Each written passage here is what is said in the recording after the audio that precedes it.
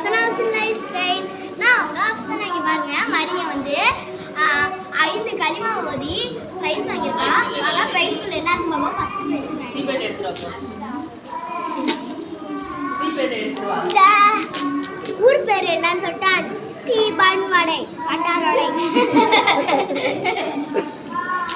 சரி, பிரிச்சுக்கிட்டா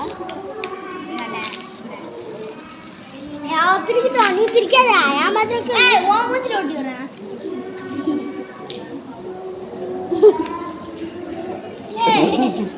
சரி, பிரிங்க பிரிங்க.